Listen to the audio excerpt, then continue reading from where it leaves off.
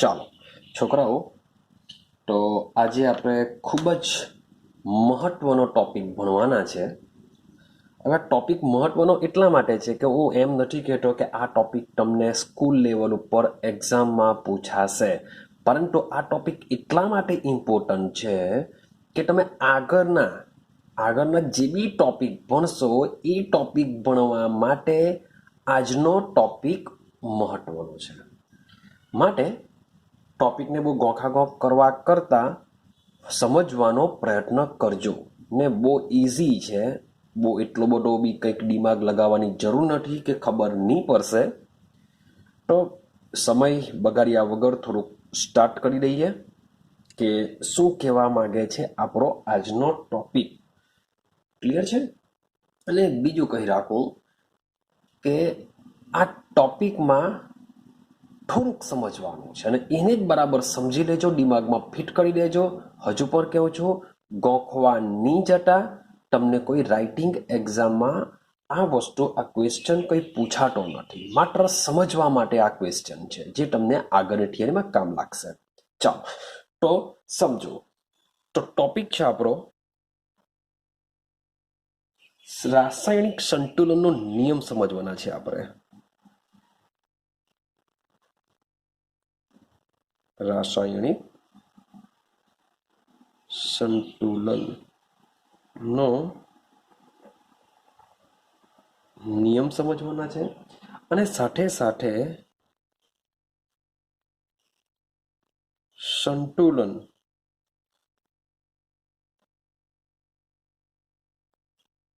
અચળાંક સમજવાના છે. તો રાસાયણિક સંતુલનનો નિયમ શું છે, સાથે સાથે સંતુલન અચળાંક શું છે, આ બધી જ વસ્તુ આજે આપણે સમજીશું. ક્લિયર છે? ચાલો સમજો. વાત કરું છું હું પહેલા પોઈન્ટની કે માની લો કે મારી પાસે કોઈ પ્રક્રિયા છે. આ પ્રક્રિયામાં સંતુલન સ્થપાઈ ગયું છે એવું સમજીને ચાલજો કે મારી પાસે કોઈ પ્રક્રિયા છે, એ પ્રક્રિયામાં શું છે, સંતુલન સ્થપાઈ ગયું છે. તો સંતુલન સ્થપાઈ ગયા બાદ તમને આઈડિયા હશે કે આપણી જે પ્રક્રિયા હશે એ પ્રક્રિયામાં પ્રક્રિયકો પણ હશે અને સાથે સાથે નિપજો પણ હશે.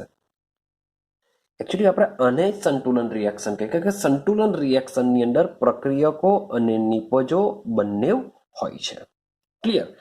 તો સંતુલન સ્થપાઈ ગયા બાદ આ પ્રક્રિયકો અને જે નિપજો હોય છે એના મિશ્રને, શબ્દ બોલું છું, પ્રક્રિયકો અને નિપજના મિશ્રને આપણે કહેશું હવે સંતુલન મિશ્રણ. પહેલો પોઈન્ટ દિમાગમાં ફિટ કરી દો કે કોઈ પણ રિએક્શનમાં જ્યારે સંતુલન સ્થપાયું હશે તેમાં પ્રક્રિયકો પણ હાજર હશે, નિપજો પણ હાજર હશે. તો સંતુલન સ્થપાઈ ગયા બાદ પ્રક્રિયકો અને જે નિપજોના જે મિશ્રણ છે એ મિશ્રણને આપણે શું કહેશું? સંતુલન મિશ્રણ કહેશું. ક્લિયર છે?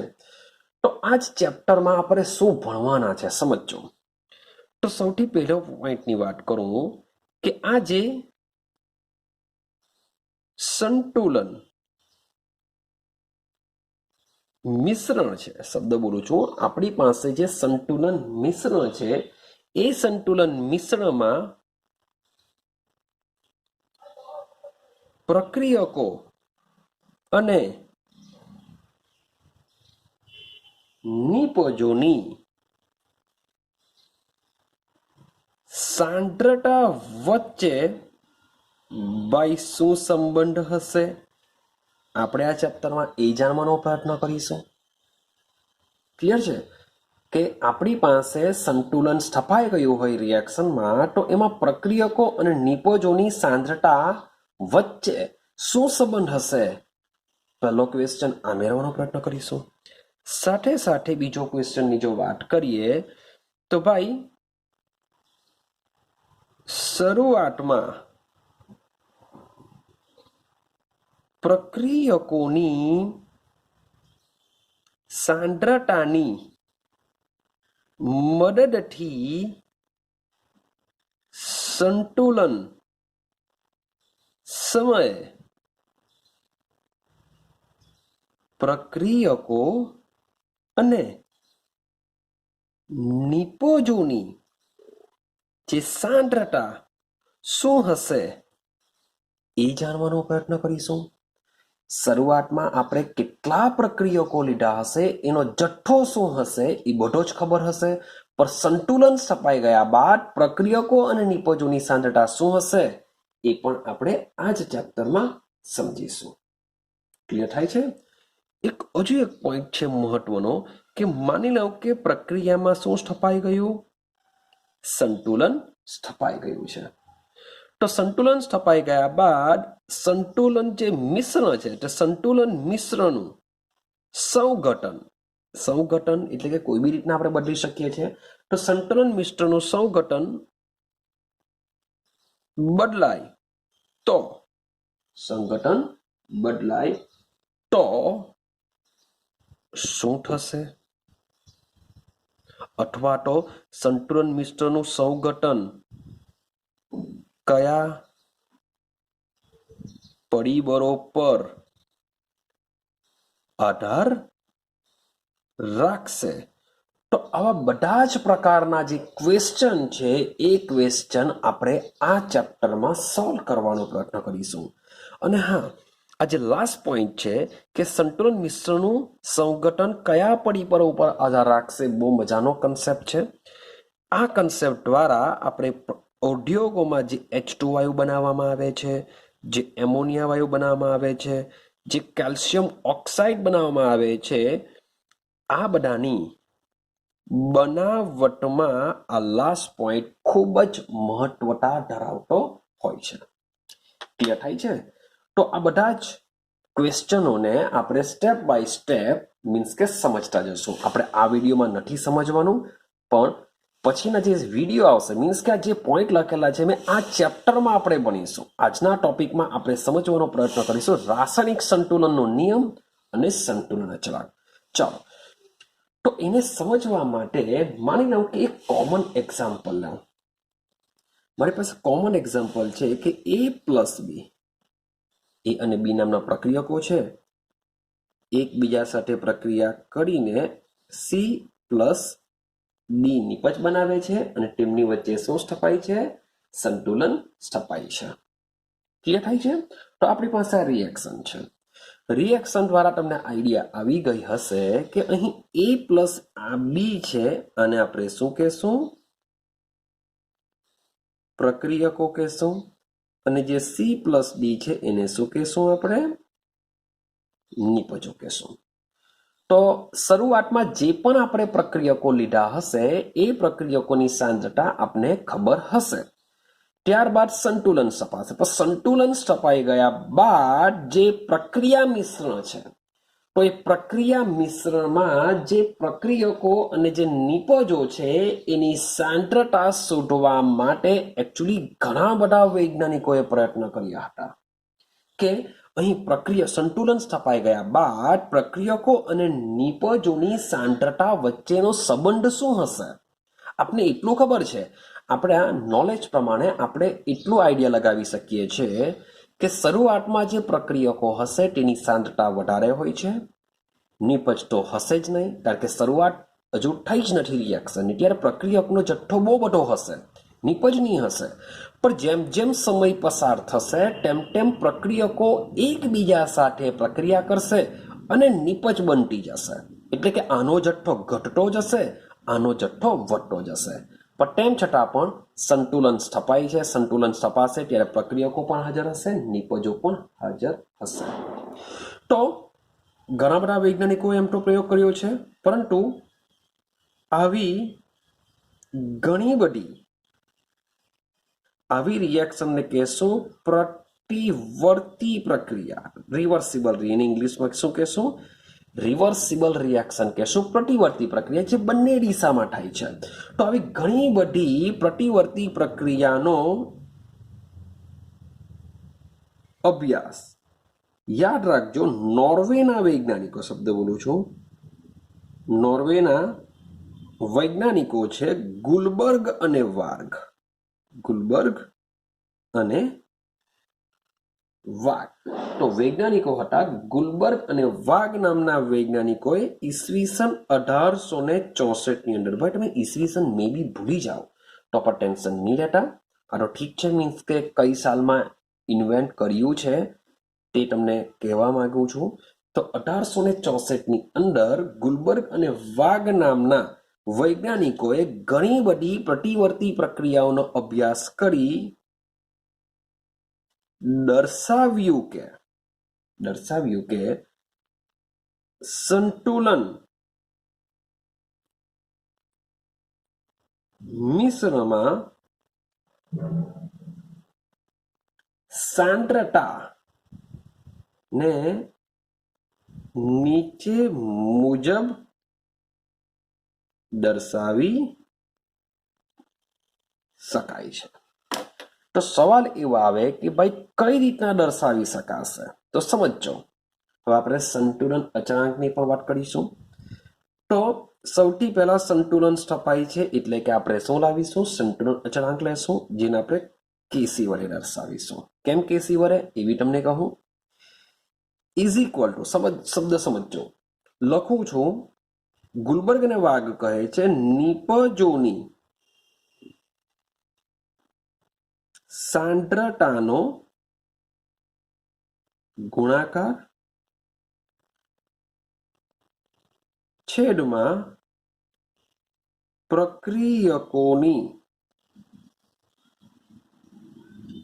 સાંદ્રતાનો ગુણાકાર. દિમાગમાં ફિટ કરી દેવા કે કોઈ પણ રિએક્શન હોય તો એ રિએક્શનમાં સંતુલન સ્થપાઈ ગયા બાદ તેના સંતુલન અચળાંકને આપણે કેસી વડે દર્શાવીશું. અને કેસીની વેલ્યુ શું થશે? કેસી ઇઝ ઇક્વલ ટુ નિપજની સાંદ્રતાનો ગુણાકાર છેદમાં પ્રક્રિયકની સાંદ્રતાનો ગુણાકાર આવશે. ક્લિયર થાય છે? તો ઉપરના સમીકરણને આપણે લાગુ પાડીએ તો કેસી ઇઝ ઇક્વલ ટુ નિપજ કોણ છે? સી અને ડી. તો એની સાંદ્રતાને દર્શાવવા માટે આપણે ચોરસ કૌંસનો ઉપયોગ કરીશું. યાદ રાખજો, સાંદ્રતાને દર્શાવવા માટે શું કરીશું? ચોરસ કૌંસનો ઉપયોગ કરીશું. અને બીજો નિપજ છે ડી, એને પણ આપણે ચોરસ કૌંસમાં લેશું, કારણ કે સાંદ્રતા છે. પ્રક્રિયકોની સાંદ્રતા, પ્રક્રિયકો છે એ અને બી છે. કેમ કેસી મૂક્યો? કારણ કે સાંદ્રતા જે હોય છે એ સાંદ્રતા તમારી મોટે ભાગે આપણે શામાં લેશું? મોલ પ્રતિ લિટરમાં લેશું. તો સ્ટેપ બાય સ્ટેપ, મીન્સ કે વાયુ હોય તો શું થશે એને પણ આપણે સમજવાનો પ્રયત્ન કરીશું. સૌથી પહેલા આટલી વસ્તુ દિમાગમાં ફિટ કરો.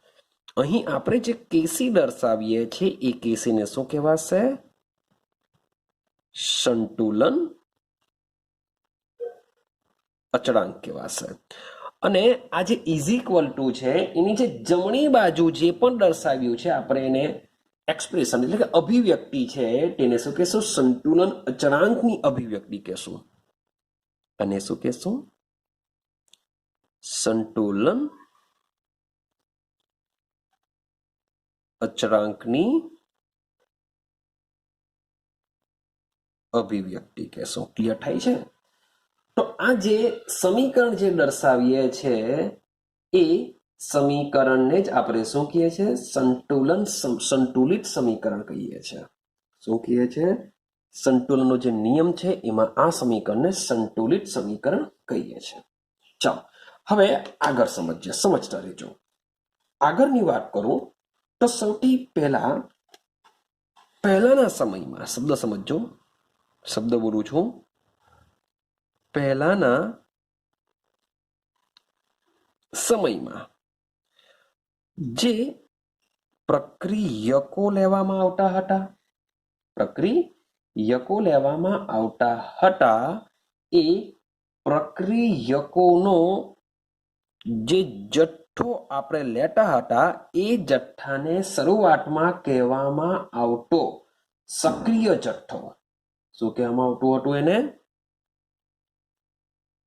સક્રિય જથ્થો કહેવામાં આવતો હતો. સક્રિય જથ્થો એટલા માટે કારણ કે અમુક જથ્થો શું કરશે, નિપજમાં રૂપાંતર પામે છે, અમુક એવો જ રહે છે. તો પહેલાના સમયમાં અહીં જે પ્રક્રિયકો અને જે નિપજો છે એનો જે જથ્થો છે એને કહેવામાં આવતો હતો સક્રિય જથ્થો. પરંતુ હાલના સમયમાં, શબ્દ બોલું છું, પરંતુ હાલમાં સક્રિય જથ્થાને બદલે આપણે શબ્દ શું બોલીએ છીએ, સાંદ્રતા બોલીએ છીએ. પહેલાના સમયમાં જે પ્રક્રિયકોનો આપણે જે જથ્થો લેતા હતા તેને આપણે સક્રિય જથ્થો કહેતા હતા.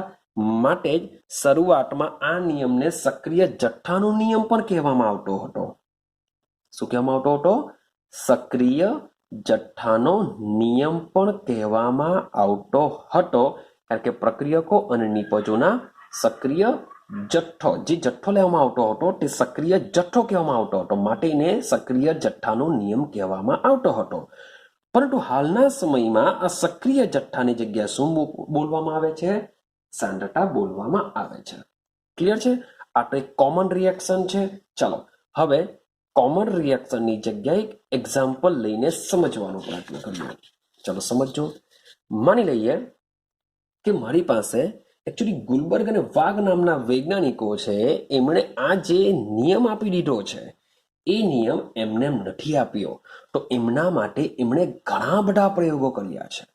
અને આવો જ એક પ્રયોગ છે H2 અને I2 સાથેની પ્રક્રિયા. ચાલો તો આપણે પર સેમ મીન્સ કે ઘણું બધું ડિટેલમાં તમને બુકમાં એક્સપ્લેનેશન કરેલો છે. એમણે જે પ્રયોગો કર્યા છે, ચાલો એ પ્રયોગો વિશેની થોડીક ડિટેલ હું તમને કહું. તો પ્રયોગો શું છે? પ્રયોગ માટે એમણે H2 ડાયહાઇડ્રોજન અને ડાયઆયોડીનને એક સીલ કરેલા પાત્રમાં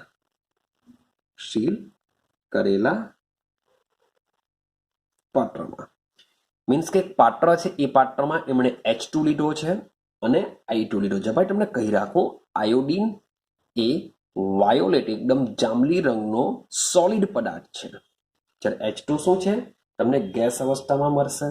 પરંતુ જે અહીં પ્રયોગ માટે આયોડીન લેવામાં આવ્યો છે, હજુ બી કેવું છું તમને, આયોડીન ઓરડાના તાપમાને સોલિડ અવસ્થામાં જોવા મળશે. પણ અહીં પ્રયોગમાં જે આપણે ઉપયોગ કરીશું તે કઈ અવસ્થામાં ઉપયોગ કરીશું? ગેસ અવસ્થામાં ઉપયોગ કરીશું, જેથી ઇઝીલી રિએક્શન થશે. અહીં તમને એક બીજી વસ્તુ કહી રાખું કે આ જે H2 વાયુ છે એ કેવો હોય છે? કલરલેસ હોય છે. એનો કોઈ પણ રંગ હોતો નથી, અથવા આપણે કહી શકીએ છીએ રંગ વિહીન હોય છે. આ જે આયોડીન હોય છે એ આયોડીન વાયોલેટ અથવા તો જાંબલી રંગનો વાયુ છે. કયા રંગનો વાયુ છે? જાંબલી રંગનો. તો અહીં H2 અને I2 વાયુને એક સીલ કરેલા બંધ પાત્રમાં 731 કેલ્વિન તાપમાને રાખવામાં આવે છે. તો શું થશે? તો ભાઈ તેઓ એકબીજા સાથે શું કરશે? ભાઈ રિએક્શન કરવાના. રિએક્શન કરશે ભાઈ, તેમની વચ્ચે સંતુલન સ્થપાશે. સંતુલન સ્થપાઈને બનતું હોય છે HI. સમીકરણને જો બેલેન્સ કરું તો મારે શું કરવું પડશે? અહીંયા 2 મૂકવા પડશે. જો તેની અવસ્થા લખીએ તો આ પણ ગેસ અવસ્થામાં હોય છે, આ પણ ગેસ અવસ્થામાં હોય છે. સાથે સાથે જે HI બનતો હોય છે એ પણ શું હોય છે? ગેસ અવસ્થામાં બનતો હોય છે. ચાલો હવે સમજો કે અહીં H2 ની આગળ કંઈ નથી, એટલે એનો મતલબ થાય એના પણ શું છે? 1 મોલ છે. I2 ની અગાડી કંઈ નથી, સોરી ફોર ધેટ, I2 ની અગાડી કંઈ નથી, માટે એના પર શું છે? 1 મોલ છે. પણ તમે HI ની અગાડી ચેક કરશો 2 છે, માટે રિએક્શનમાં જોઈ શકીએ છીએ કે અહીં 2 મોલ બને છે. કારણ કે ઉપરનું જે એક્ઝામ્પલ છે એ એક્ઝામ્પલ આપણે એવું લીધું હતું કે જેમાં કોઈ પણ રિએક્શનમાં મોલ આવતા નહીં હતા, અથવા આવતા હતા તે પણ 1 મોલ આવતા હતા. જ્યારે આ રિએક્શન એવી છે કે જેમાં મોલ આવે છે, કે અહીં પ્રક્રિયકોમાં 1 મોલ છે, જ્યારે નિપજમાં 2 મોલ મળે છે. હવે ગુલબર્ગ અને વાઘ નામના વૈજ્ઞાનિકોએ આ પ્રયોગને 6 પ્રયોગ કર્યા છે. કેટલા પ્રયોગ કર્યા છે? 6 પ્રયોગ. જેમાં શરૂઆતના એટલે કે પ્રારંભના 1 થી 4 પ્રયોગ, શબ્દ બોલું છું 1 2 3 4, આ જે પ્રયોગ છે એ પ્રયોગમાં એમણે શું કરેલું છે, H2 અને શબ્દ બોલું છું H2 અને I2 શરૂઆતમાં જુદી જુદી સાંદ્રતાઓ લઈને પ્રયોગ કરેલા. શબ્દ પાછો બોલું છું કે અહીં આ જે રિએક્શન દેખાય છે એ રિએક્શનમાં ગુલબર્ગ અને વાઘ નામના વૈજ્ઞાનિકોએ ટોટલ આના 6 પ્રયોગ કર્યા છે. 6 માંથી શરૂઆતના જે 4 પ્રયોગ હતા તેમાં H2 અને I2 વડે પ્રક્રિયા કરાવી અને સંતુલન મેળવ્યું હતું, જ્યારે 5મા અને 6થા પ્રયોગમાં શરૂઆત તેમણે HI થી કરાવી હતી અને H2 અને I2 મેળવવાનો પ્રયત્ન કર્યો હતો, જ્યારે આમાં શરૂઆત કરીને HI મેળવવાનો પ્રયત્ન કર્યો હતો. ક્લિયર છે? પણ આ 4 પ્રયોગોમાં ભાઈ H2 અને I2 ની સાંદ્રતા તેમણે શું કરી હતી, બદલી નાખેલી હતી. મીન્સ કે એક સરખી રાખી નહીં હતી. સરખી રાખવામાં આવે તો એક સરખા આપણે પ્રયોગોના પરિણામો મળશે, પરંતુ અહીં શું કરવામાં આવ્યું હતું, ગુલબર્ગ અને વાઘ જાણવા માંગતા હતા કે એમણે જે સમીકરણ આપેલું છે એ સમીકરણ કેવી રીતના આવે છે, કે ભાઈ સંતુલન સમયે પ્રક્રિયકો અને નિપજોની સાંદ્રતા વચ્ચે શું સંબંધ છે એ જાણવાનો પ્રયત્ન ગુલબર્ગ અને વાઘ નામના વૈજ્ઞાનિકોએ કરેલો હતો. ને એવા ઘણા બધા વૈજ્ઞાનિકો પણ હતા, પણ સક્સેસફુલ ગુલબર્ગ અને વાઘ નામના વૈજ્ઞાનિકો રહ્યા હતા. તો 1 થી 4 પ્રયોગની અંદર તમે H2 અને I2 ની સાંદ્રતા ચેક કરશો, બદલાતી રહેતી હશે. શરૂઆતમાં એમણે જો ચેક કર્યો છે, તમે પહેલો પ્રયોગ ચેક કરશો તો 2.4 × 10⁻² સાંદ્રતા લીધી છે, જ્યારે I2 ની 1.38 × 10⁻² લીધી છે. બીજા પ્રયોગમાં H2 ની સેમ રાખી, પણ I2 ની ચેન્જ કરી નાખી. ત્રીજા પ્રયોગમાં ફરીથી પાછા બંનેની સાંદ્રતા થોડી ઘટાડી લીધી. ત્યાર પછીના પ્રયોગમાં ચેક કરો, નિયર ઇક્વલ ટુ H2 ની સાંદ્રતા સેમ છે, I2 ની સાંદ્રતા બદલી રાખી. તો ભાઈ શરૂઆતની સાંદ્રતા છે, તો શરૂઆતમાં HI તો 100% 0 હશે, કારણ કે એ તો બન્યું જ નથી. તો આવી રીતના 1 થી 4 પ્રયોગ કર્યા અને સંતુલન સ્થપાઈ ગયા બાદ હવે સવાલ એવો આવે કે આમાં સંતુલન ક્યારે સ્થપાશે એ કેવી રીતના ખબર પડશે. તો તમને મેં પહેલા કીધું કે અહીં જે I2 છે કયા રંગનો હોય છે, જાંબલી રંગનો હોય છે. તો શરૂઆતમાં જાંબલી રંગની તીવ્રતા કેવી હોય છે, ખૂબ જ વધારે હોય છે. હવે જેમ જેમ આ બે એકબીજા સાથે પ્રક્રિયા કરતા જશે તેમ તેમ આમાંથી HI બનશે, અને આ જે HI જે બનતો હોય છે એ પણ કેવો હોય છે, રંગવિહીન હોય છે. એનો મતલબ એમ થાય કે આ જેટલા વપરાતા જશે એટલા આ જાંબલી રંગની તીવ્રતા તમને કેવી જોવા મળશે, ઘટતી જશે. અને કોઈ એક સમય એવો આવશે કે જ્યારે આ જાંબલી રંગની તીવ્રતા ઘટતી બંધ થઈ જશે, અથવા તમે કહી શકો કે અચળ થઈ જશે. તો જ્યારે જાંબલી રંગની તીવ્રતા અચળ થઈ જતી હોય છે ત્યારે એવું માની લેવામાં આવે છે કે અહીં પ્રક્રિયામાં શું સ્થપાઈ ગયું હશે, સંતુલન સ્થપાઈ ગયું હશે. માટે 1 થી 4 જે પ્રયોગ છે એ આ રીતના કરીને સંતુલન મેળવવામાં આવ્યું, અને સંતુલન સમયે H2 અને I2 કેટલા છે, HI કેટલા છે એ બધા માપી લીધા અને એની વેલ્યુ પણ તમને કોષ્ટકમાં દર્શાવી છે. ક્લિયર છે? સાંદ્રતા મોલ પ્રતિ લીટરમાં લીધેલી છે. સેમ 5મો અને 6થો પ્રયોગ કર્યો, તેમાં શરૂઆતમાં શું લીધું, HI લીધું, એટલે કે રંગવિહીન ગેસ લીધો. ત્યારબાદ એનું વિઘટન થતા શું બનશે, આ પર રંગવિહીન બનશે. પરંતુ I2 કેવો બનશે, ભાઈ જાંબલી રંગનો બનશે. એટલે કે જેમ જેમ પ્રક્રિયા આગળ વધતી જશે તેમ તેમ I2 બનતો જશે, અને આ જેમ જેમ I2 બનશે તેમ તેમ જાંબલી રંગની તીવ્રતા પણ વધતી જશે. પણ કોઈ એક સમય એવો આવશે કે જ્યારે જાંબલી રંગની તીવ્રતા કેવી થઈ જશે, અચળ થઈ જશે. તો આ કિસ્સામાં શું માની લેવામાં આવશે, અહીં સંતુલન સ્થપાઈ ગયું છે. તો આ 6 પ્રયોગોના જે પરિણામો છે એ પરિણામો ઓલરેડી બુકમાં આપેલા છે, એ બધું તમારે યાદ નથી રાખવાનું, માત્ર ને માત્ર સમજવા પૂરતું છે. તો તમે બુકનો ઉપયોગ કરજો, એના પરથી તમને આઈડિયા આવી જશે. હું આમાં સમય બગાડતો નથી. તો આજે શરૂઆતના જે 1 થી 4 પ્રયોગની વાત કરો, આના પરથી ગુલબર્ગ અને વાર્ગને શું ઇન્ફોર્મેશન મળી, શું માહિતી મળી આ પ્રયોગ પરથી, તો શબ્દ સમજો. શરૂઆતના જે 1 થી 4 પ્રયોગ છે, તો 1 થી 4 પ્રયોગની અંદર પ્રક્રિયા પામેલા, શબ્દ સમજો, પ્રક્રિયા પામેલા ડાયહાઇડ્રોજનના મોલની જે સંખ્યા છે એ મોલની સંખ્યા ઇઝ ઇક્વલ ટુ પ્રક્રિયા પામેલા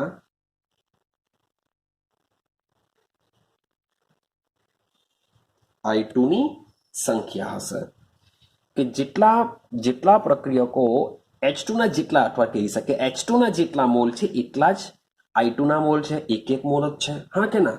પરંતુ ઇઝ ઇક્વલ ટુ અહીં 2 મોલ HI છે, એટલે કે આપણે જો એક મોલ સાથે જો ઇક્વલ કરવું હોય તો આને શું કરવા પડશે? 1/2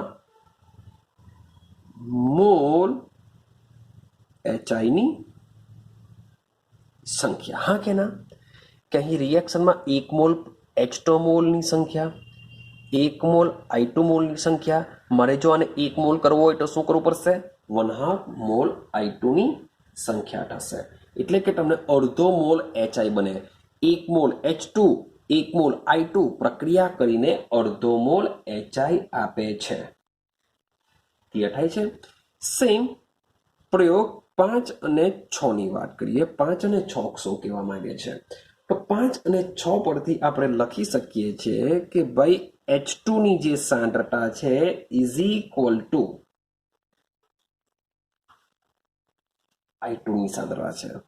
ભાઈ આ પણ ગેસ અવસ્થામાં છે, આ પણ ગેસ અવસ્થામાં છે, પણ સાંદ્રતાનો એકમ હોય છે મોલ પ્રતિ લિટર. જે સામાન લઈએ છીએ મોટે ભાગે આપણે એક્વિયસ એટલે કે જલીય દ્રાવણમાં હોય છે. શું હોય છે? આ મોટે ભાગે જલીય દ્રાવણમાં હોય છે. તો ભાઈ આ લોકો વચ્ચે, મીન્સ કે પ્રક્રિયકો અને નિપજો વચ્ચેનો સંતુલન સ્થપાઈ ગયા બાદ તેમની વચ્ચે શું સંબંધ હશે એ સંબંધને સમજવા માટે ઘણા બધા વૈજ્ઞાનિકોએ સંયોગીકરણનો પ્રયત્ન કર્યો હતો.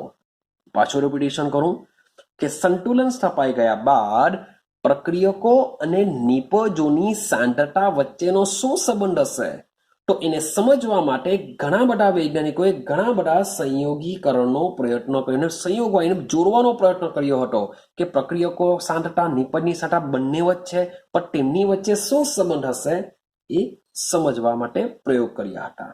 ચાલો, તો પ્રયોગમાં સક્સેસફુલ 100%. નામ આપણે ગુલબર્ગ અને વાઘનું યાદ કરીએ છીએ તો સીધી સિમ્પલ વસ્તુ છે. સક્સેસફુલ એ લોકો ગયા છે, પણ કેવી રીતના, એ લોકોએ શું કહેવા માંગે છે તો સમજો.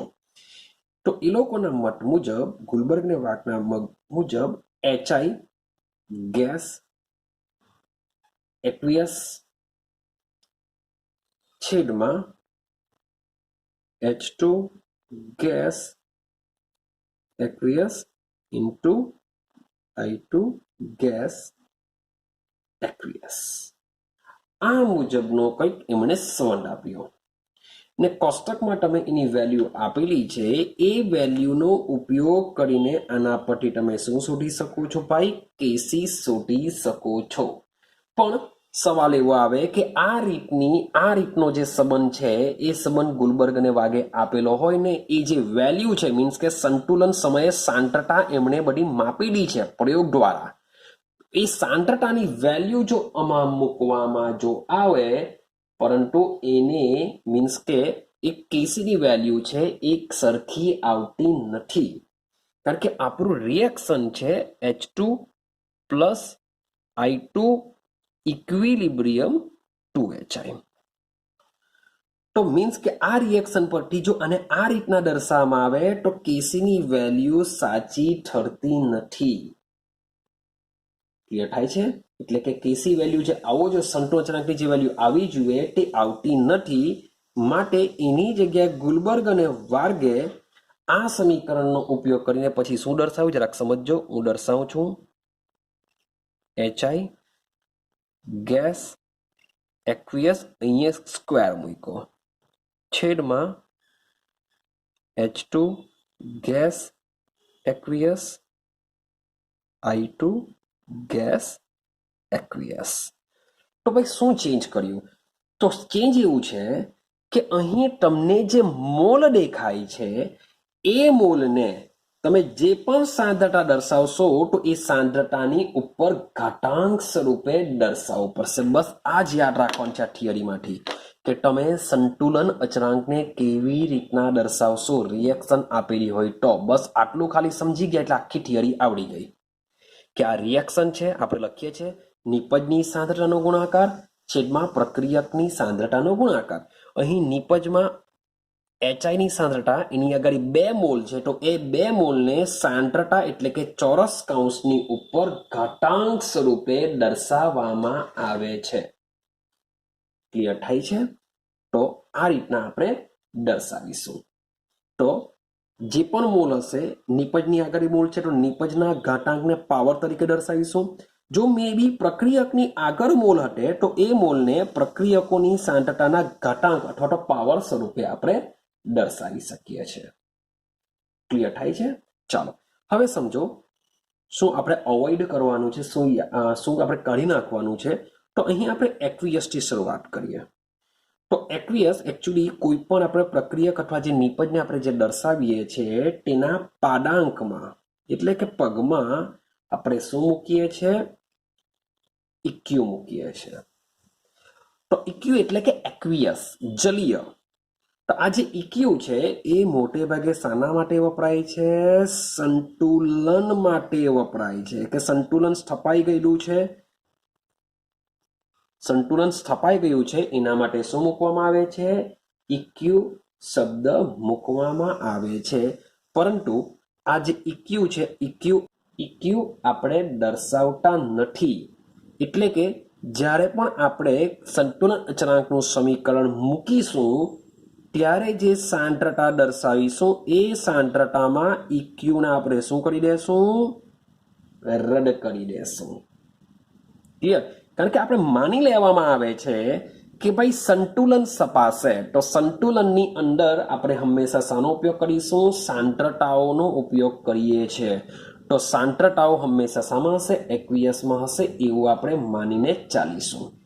માટે આ જે રિએક્શન છે, reaction KC is equal two શું લખીશું આપણે?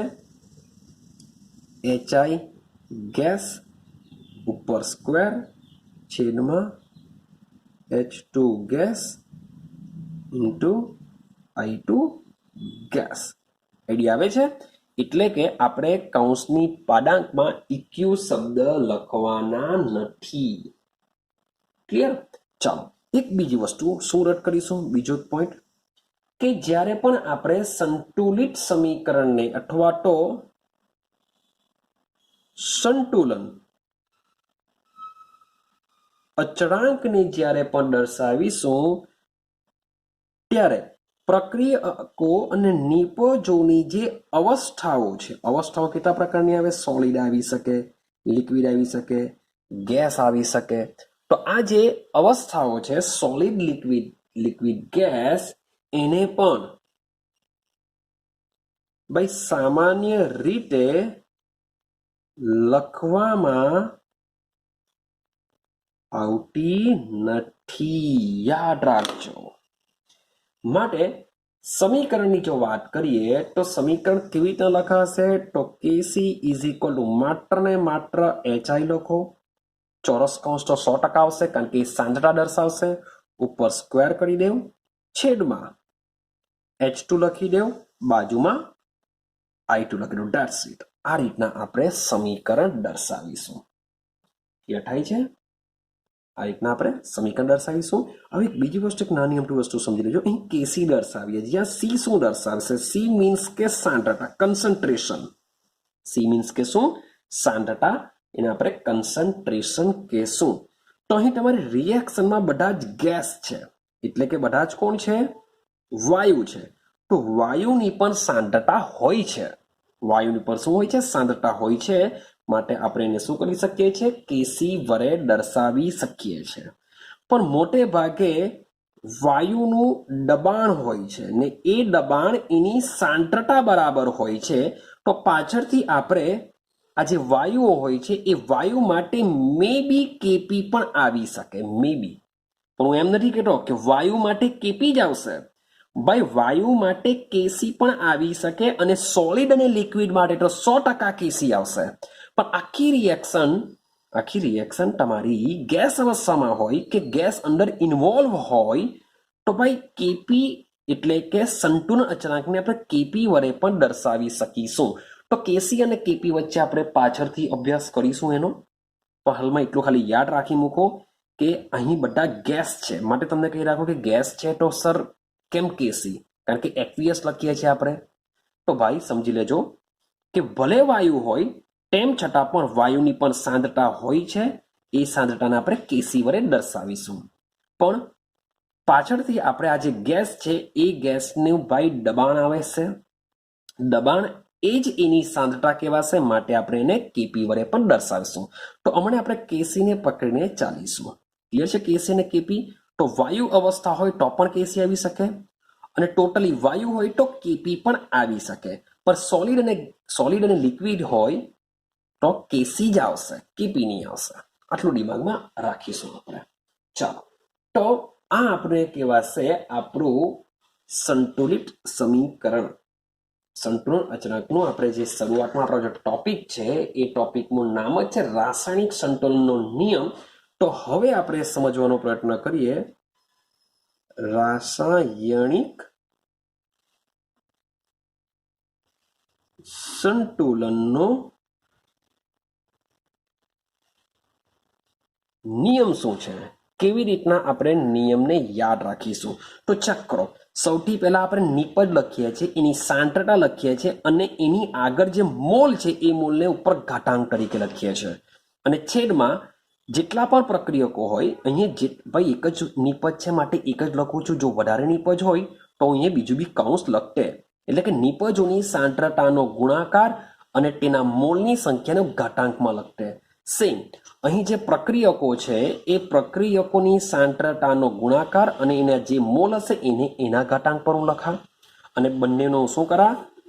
ભાગાકાર કરા, અથવા તો પ્રક્રિયકને હું છેદમાં લખા. તો જરાક જોજો, રાસાયણિક સંતુલનનો ખાલી માત્ર ને માત્ર નિયમ જો 1 માર્ક્સમાં પૂછી શકાય તમને કે રાસાયણિક સંતુલનનો નિયમ જણાવો 1 માર્ક્સના VSQ ની અંદર, તો આપણે શું લખીશું?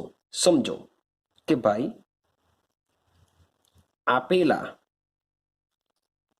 તાપમાને મીન્સ કે વ્યાખ્યા તો બેઠી જ લખવી પડશે તમારે કે આપેલા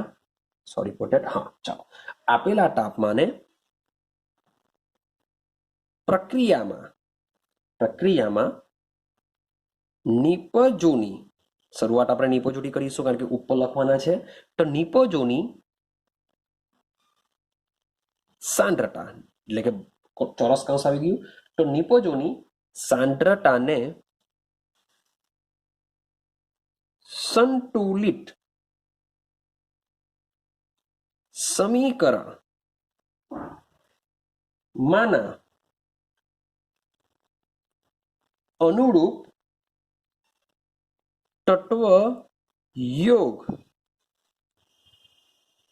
મિતીય ગુણાંકને ઘાતાંક તરીકે લેતા. આટલું જ પહેલા સમજો કે આપેલા તાપમાને પ્રક્રિયામાં જે નિપજોની સાંદ્રતા છે એટલે કે HI. હવે સંતુલિત સમીકરણ મીન્સ કે કોઈ પણ રિએક્શનને આપણે બેલેન્સ કરીશું તો જ આપણને એની આગળ જે મોલ હશે તે ખબર પડશે. એટલે કે સંતુલિત સમીકરણમાંના અનુરૂપ તત્વ યોગમિતીય ગુણાંક. તો અહીં આપણે જે રિએક્શનને બેલેન્સ કરીએ છીએ તમને બતાવું, અહીં આપણે જે સમીકરણને બેલેન્સ કરીએ છીએ એની આગળ અહીંયા 2 મૂકેલા છે. તો આના 2ને શું કહેવાશે? તત્વ યોગમિતીય ગુણાંક કહેવાશે. તો HIની સાંદ્રતામાં આનો જે તત્વ યોગમિતીય ગુણાંક છે એ ગુણાંકને આપણે શું કહેશું? ઘાતાંક તરીકે લેશું, એટલે કે અહીં ઉપર સ્ક્વેર કરીશું. માટે નિપજોની સાંદ્રતાને સંતુલિત સમીકરણમાંના અનુરૂપ તત્વ યોગમિતીય ગુણાંકનો ઘાતાંક તરીકે લેતા સેમ પ્રક્રિયકો વિશે વાત કરીશું અને તેના પ્રક્રિયકોની સાંદ્રતાને અનુરૂપ તત્વ યોગ મિતીય ગુણાંકને ઘાતાંક તરીકે ઘાતાંક તરીકે લઈને શબ્દ છે ભાગવાથી અચર મૂલ્ય મળે છે, જેને રાસાયણિક સંતુલનનો નિયમ કહેવામાં આવે છે. એક આઈડિયા આવે છે? તો આપણે જે રીતના મીન્સ કે આ દર્શાવીએ છીએ તે રીતના એનું સમીકરણ બનશે. ચાલો હવે થોડીક એક્ઝામ્પલને આપણે સમજવાનો પ્રયત્ન કરીએ, જુદી જુદી રિએક્શન સમજીએ. સમજો તો એક કોમન એક્ઝામ્પલની શરૂઆત કરીએ. માન લો કે મારી પાસે એક રિએક્શન છે સ્મોલ એ કેપિટલ એ વત્તા સ્મોલ બી કેપિટલ બી, તેમની વચ્ચે સંતુલન સ્થપાયેલું છે સ્મોલ સી કેપિટલ સી વત્તા સ્મોલ ડી કેપિટલ ડી. કેમ? કારણ કે જરૂરી નથી કે બધી જ રિએક્શનની અંદર પ્રક્રિયકો અને નિપજોના મોલ એક એક જ હોય. તો ભાઈ આવી બધી રિએક્શનો હોય તો એવી રિએક્શનને સંતુલન અચળાંક પ્રમાણે કેવી રીતના દર્શાવી શકાય? તો આને દર્શાવવા માટે હું વાપરું છું કેસી ઇઝ ઇક્વલ ટુ નિપજો કઈ છે? સી છે. એની આગળ એના તત્વયોગ મૂલ્ય ગુણાંક સ્મોલ સી એને ઉપર આવી રીતના લખી દેવા ઇન્ટુ, યાદ રાખજો પ્લસ નથી કરવાનું માઇનસ નથી કરવાનું, ગુણાકાર કરવાનો છે કેપિટલ ડી અને એની ઉપરનો તત્વયોગ મૂલ્ય ગુણાંકને હું કૌંસ ઉપર મૂકી દેવા. સેમ છેદમાં પ્રક્રિયકોની સાંદ્રતા, એની આગળ મોલ એનો એ છે અને બી ની આગળ એનો મોલ બી છે. તો આ રીતના આપણે દર્શાવીશું. ક્લિયર થાય છે? ચાલો તો હવે આપણે રિયલ આપણી કેમેસ્ટ્રીની દુનિયામાં આવી જઈએ કે કેમેસ્ટ્રીના આપણે કેવી રીતના દર્શાવીએ છીએ. સમજો કે માની લો કે મારી પાસે એક રિએક્શન છે 4 mall NH3 gas plus 5O2 means કે એમોનિયાનું શું કરવામાં આવે છે? ઓક્સિડેશન કરવામાં આવે છે. તો એમોનિયાનું ઓક્સિડેશન કરવામાં આવે તો બનશે NO વત્તા H2. યાદ રાખજો એમોનિયાનું ઓક્સિડેશન કરવામાં આવશે તો બનશે NO વત્તા H2O. આના સમીકરણ બેલેન્સ કરી દેશું તો આના મોલ હશે 4, આના મોલ હશે 6.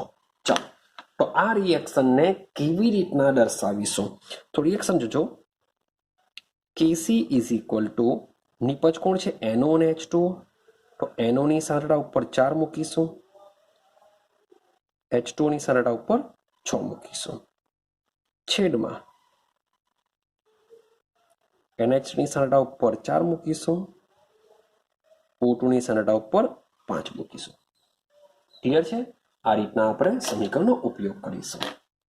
આઈડિયા આવી ગઈ? શું કરીશું? બહુ સિમ્પલ વસ્તુ છે. સંતુલન અચળાંકને દર્શાવવા માટેની સિસ્ટમ બહુ સિમ્પલ છે. હવે એક શબ્દ સમજો, એક બીજી વસ્તુ સમજાવો કે માની લો કે મારી પાસે H2 છે વત્તા I2 છે. આ બી ગેસ અવસ્થામાં તેમની વચ્ચે સંતુલન સ્થપાય છે અને બને છે 2HI ગેસ અવસ્થામાં. પણ આપણે ખબર છે કે સંતુલન કોઈ પણ દિશામાંથી શરૂઆત કરવા પ્રક્રિયાને કોઈ પણ દિશામાંથી શરૂઆત કરવામાં આવે તો પર શું સ્થપાય છે? સંતુલન સ્થપાય છે.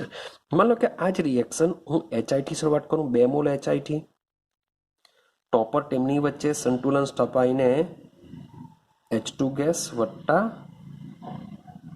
I2 ગેસ બનશે. ક્લિયર છે?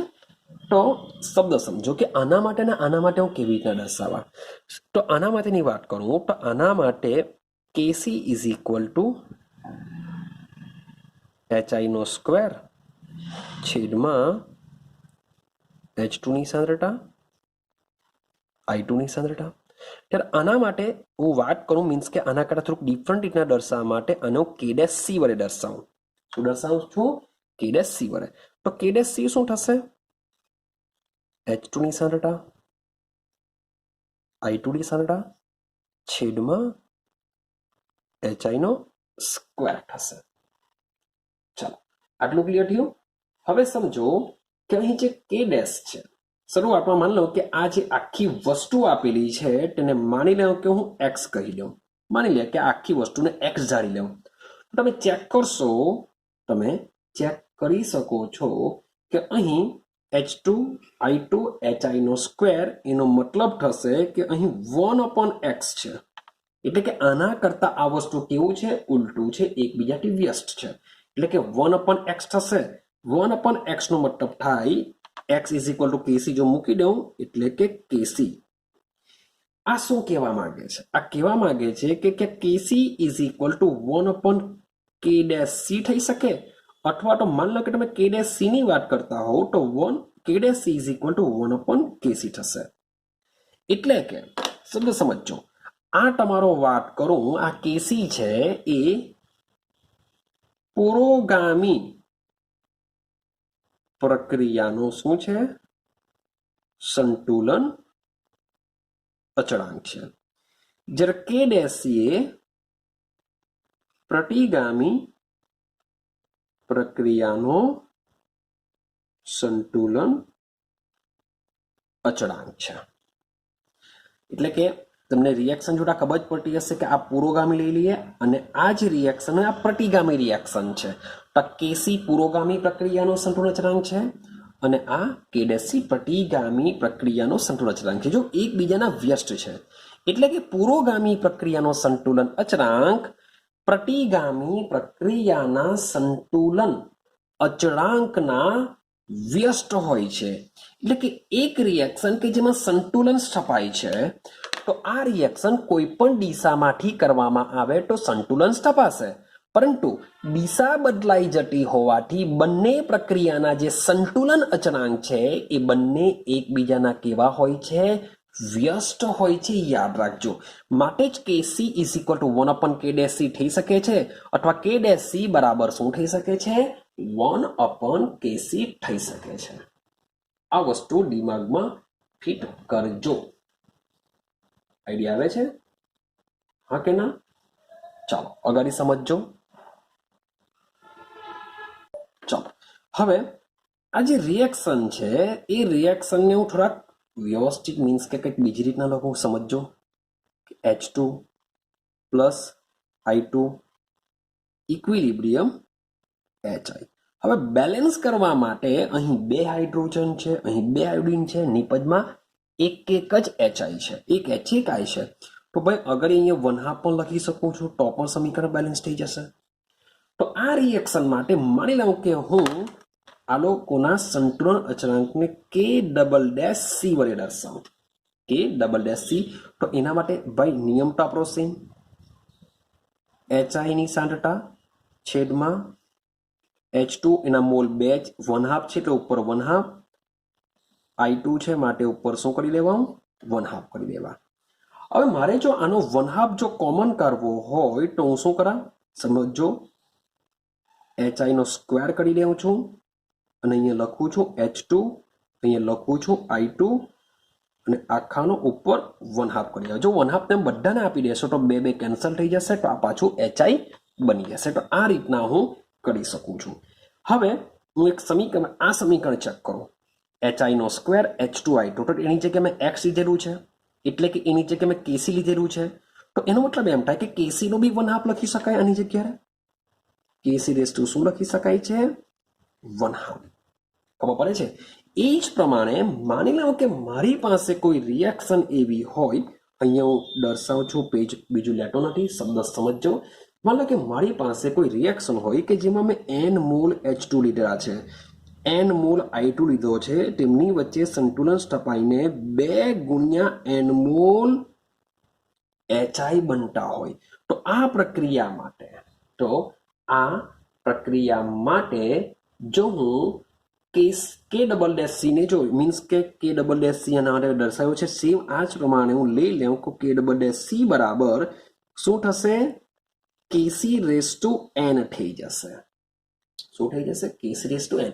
તો આ શું સમજાવવા માંગે છે, શું દર્શાવવા માંગે છે? એ કહેવા માંગે છે કે જ્યારે આપણે પ્રક્રિયાને સંતુલિત કરીએ છીએ ત્યારે સંતુલિત કરવા માટે પ્રક્રિયકો અને નિપજોની આગળ જે તત્વયોગમિતીય ગુણાંક મૂકવામાં આવે છે એનાથી સંતુલન અચળાંકની કિંમત ઉપર ફરક પડશે.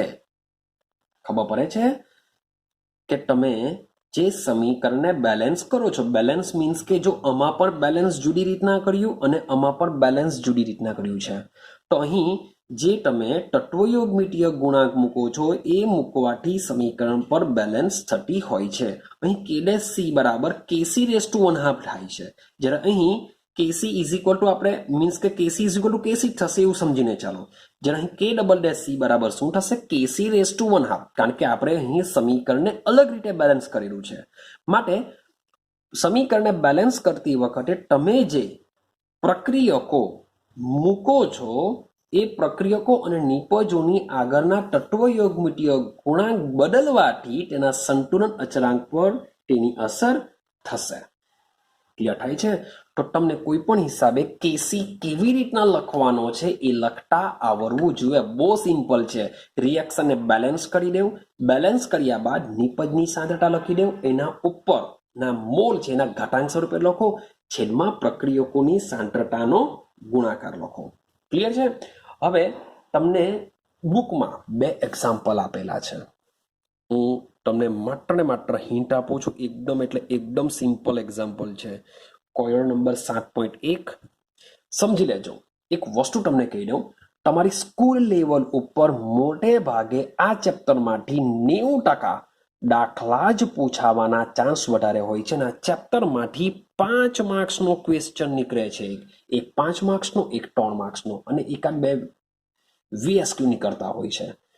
તો જે મોટે ભાગે 5 માર્ક્સનો ક્વેશ્ચન પૂછાતો હોય છે તેમાં મોટે ભાગે તમને શું જોવા મળશે? દાખલા જોવા મળશે. એટલે કે દાખલા કોઈ પણ હિસાબે એક દાખલો તો જોવા મળશે જ, અને સાથે સાથે એક ક્વેશ્ચન આમાં ઓપ્શનમાં મળતો હોય છે. માટે એક કમસે કમ એક દાખલો તમને જોવા મળશે જ. માટે દાખલાને કોઈ પણ હિસાબે તમારે કમ્પ્લીટ કરવા પડશે, જો 5 માર્ક્સ મેળવવા હોય તો, અથવા 3 માર્ક્સ મેળવવા હોય તો. તો ચેપ્ટરનો પહેલો દાખલો છે, માટે જ મેં એમને કહી દીધું કે સ્કૂલ લેવલ ઉપર તમને મોટે ભાગે આ ચેપ્ટરમાંથી દાખલા વધારે પૂછતા હોય છે, કારણ કે ઇમ્પોર્ટન્ટ ધરાવે છે. ક્લિયર છે? તો સમજો, તમને એક reaction same N2 + H2 equilibrium twice NH3 આજ બેઠી એક રિએક્શન આપેલી છે. તમે એમાં N2 ની સાંદ્રતા આપી દીધી, H2 ની આપી દીધી, NH3 ની આપી દીધી. હવે તમને પૂછ્યો સંતુલન અચળાંક, તો KC નું સૂત્ર બેઠું મૂકી દેવું. શું મૂકશો? NH3² છેદમાં N2 છેદમાં H2. ક્લિયર છે? N2 અહીંયા મીન્સ કે 3 મૂકવા પડશે તો આની ઉપર ક્યુબ આવી જશે. તો ભાઈ આ બધાની વેલ્યુ તમને આપેલી છે. ભાઈ આની વેલ્યુનો સ્ક્વેર કરો, આની વેલ્યુ બેઠી મૂકી દો, આની વેલ્યુનો ક્યુબ કરો, અને ભાઈ ભાગાકાર ખાલી કરવાનું છે. ગુણાકાર ભાગાકાર કરીને તમે કેસીની વેલ્યુ શોધી કાઢીશો. સેમ કોયડો નંબર 7.2 માં તમને સેમ આ જ પ્રમાણે 3 વસ્તુની વેલ્યુ આપેલી છે. તમને N2 ની સાંદ્રતા આપી, NO ની સાંદ્રતા આપી દીધેલી છે, સાથે સાથે O2 ની પણ સાંદ્રતા આપી દીધી છે. અને એક મજાની વાત એવી છે કે તમને એકચ્યુઅલી સમીકરણ બી આપી દીધેલું છે, N2 + O2 equilibrium twice NO. તો તમે જોશો તો સમીકરણ બી સંતુલિત જ છે. એકવાર ચેક કરી લેવાનું કે સમીકરણ જે આપ્યું છે એ સંતુલિત છે કે નથી. જો સંતુલિત ન હોય તો બેલેન્સ કરો, સંતુલિત કરો. ક્લિયર? તો ઓલરેડી સંતુલિત છે તો આના પરથી કેસી હું ઇઝીલી લખી શકું છું. કેસી નિપજની સાંદ્રતામાં નિપજ કોણ છે? NO. એની આગળ 2 છે એટલે ઉપર સ્ક્વેર, છેદમાં N2 અને O2 પ્રક્રિયકો 2 છે એટલે કે N2 ની સાંદ્રતા ઇન્ટુ O2 ની સાંદ્રતા. તો આની વેલ્યુ રકમમાં આપેલી છે, બસ મૂકી દેવું, દાખલો ગણાઈ જશે. ક્લિયર? તો મીન્સ કે આ તો શરૂઆતના દાખલા છે, બહુ સિમ્પલ છે. VSQ માં મે બી આવી જાય તો આવી જાય, બાકી તો આ તમને કામ લાગશે આગળ. તો આજના વિડીયોમાં આપણે અહીં સુધી જ રાખીએ. એક જ વસ્તુ છે મેઇન કે કેસીને દર્શાવતા તમને આવડવો જોઈએ, ને એ બહુ સિમ્પલ છે કે જે રિએક્શન છે એ રિએક્શનનો ઉપયોગ કરીને જ આપણે કેસી દર્શાવી શકીએ. બસ તમારે ખાલી એટલું યાદ રાખવાનું છે કે તમારું સમીકરણ બેલેન્સ હોવું જોઈએ. નિપજની સાંદ્રતાનો ગુણાકાર છેદમાં પ્રક્રિયકની સાંદ્રતાનો ગુણાકાર. બસ આ મંત્રને દિમાગમાં ફિટ કરી દેવું, જેથી તમને કોઈ પ્રોબ્લેમ નહીં થશે. તો બસ આજના વિડીયોમાં આપણે આટલી સુધી જ વાત કરીશું, કારણ કે નેક્સ્ટ ટોપિક આપણો થોડોક બદલાશે. એટલે કે હવે ટોપિક મીન્સ કે સંતુલન પણ જ આપણે ભણવાનું છે બધું. તો વાત કરીશું સંતુલનના હવે પ્રકારો ઉપર. તો સંતુલનના એકચ્યુઅલી 2 પ્રકાર પડશે, સમાંગ સંતુલન, વિસમાંગ સંતુલન. એના વિશે આપણે વાત કરીશું. તો બસ આટલું કમ્પ્લીટ કરો. કમ્પ્લીટ કરવાની કોઈ જરૂરત નથી. જો તમે વિડીયોને બરાબર ઓબ્ઝર્વેશન કર્યો હશે તો તમારે બુકનું બી કામ નથી. કેમ? કારણ કે મેં તમને પહેલાં જ કીધેલું છે, આ વસ્તુ ખાલી સમજવાની છે. કોઈ થિયરી બેઝ તમને કોઈ ક્વેશ્ચન આનો પૂછાતો નથી એક્ઝામની અંદર.